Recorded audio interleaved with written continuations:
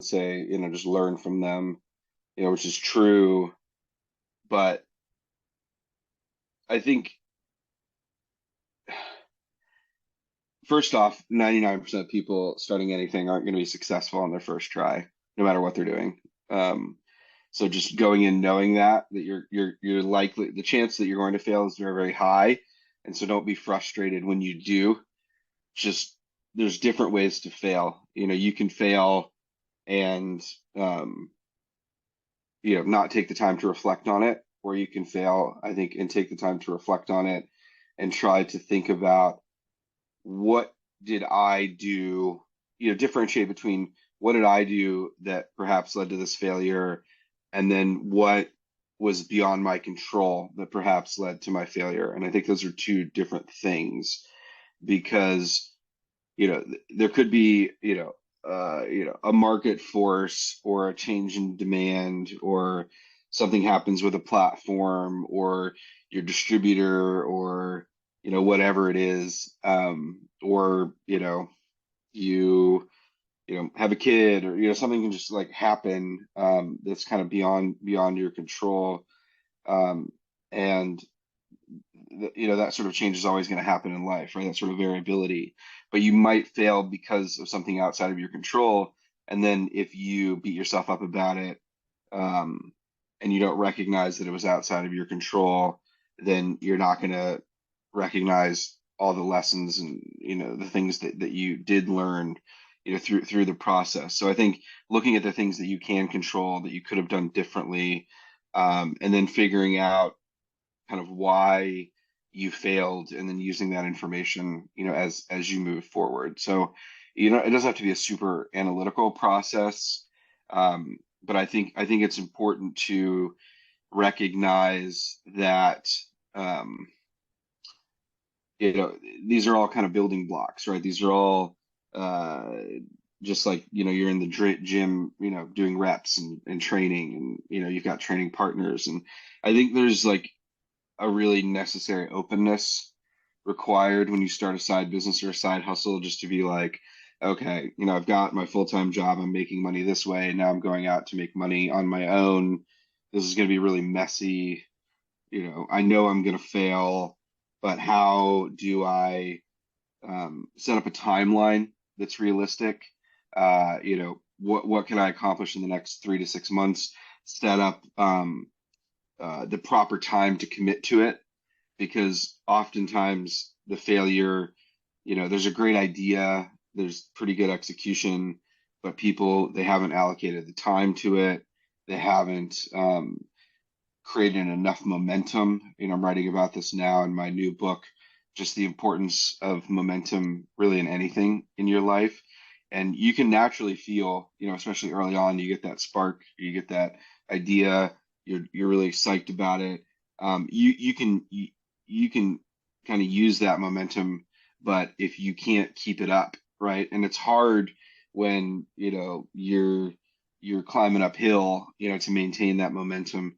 But the momentum is really essential. And momentum, you can get that from a lot of different places, right? You can get that from someone reaching out and telling you that your idea is good, or someone, you sell an extra product, or you have higher sales than you thought you would, right? It puts like wind in your sail. But when you don't have other people around you and you're not getting that validation, or you don't have a friend set that's doing something similar, it's very, very hard on your own to keep that momentum. And so surrounding yourself with people who are doing what you're doing, who believe in what you're doing, who are willing to challenge you and test you, and then, having enough inputs, because I think this is another thing too. I really suffered from burnout early on in my side business journey. And what happens was I was putting out so much into the world. I was trying to create all this stuff and make all this money. I didn't take the time to get the right inputs in my life.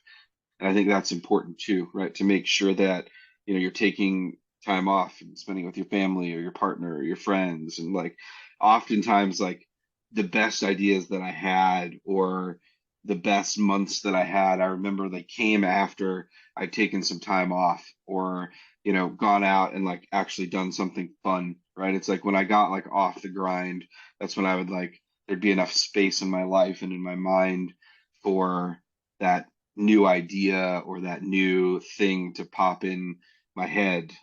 Like, even just now, I've been traveling for the last 3 weeks, been super crazy, really busy, all over the place. And I came home and I was exhausted, so took yesterday off, didn't do a whole lot. And then this morning, just kind of having a lazy morning, I gave myself some space. And once I had enough space, kind of all these sort of challenges that I've had in my head started to make sense, and things started to get a lot clearer simply because I decided to sleep in and go for a walk and just kind of chill out a little bit. And I think that's really important, as well. And I'm saying that through the lens of the failure piece, where it's like very hard to get perspective on your own life when things are really tight and you don't have a lot of time and you feel a lot of pressure and you feel really stuck. And it's like you're betting a lot of money on something. um, so just being realistic about the timeline, and then making sure that you properly take the time to reflect, on the things that went wrong that you couldn't control, um, and then the things that went wrong that you could, and then learning from those things, both of those things. But ideally, um, the things that you can control, and then doing it differently. Most successful businesses, I'd say a vast majority of successful businesses, companies, any company that they've pivoted, a few times before they became successful. Even, the big brands that we think about out there today, have pivoted, and in many ways still continue to pivot. So the more adaptable you are, the more resilient you are, and kind of taking some of those early failures, um, and learning from them. I often find that the people that just stick around for 3 to 6 months and are very open and very self-aware tend to be the ones who end up being, most successful. Because a lot of people just drop off when they have that first failure, or even before they get off the ground, right? But you kind of gotta, it's an inevitable part of the journey that you have to go through, because you're looking for that one thing. Don't have to be the perfect thing. You're just looking for that one thing that works, and sometimes that takes a little time. Cool.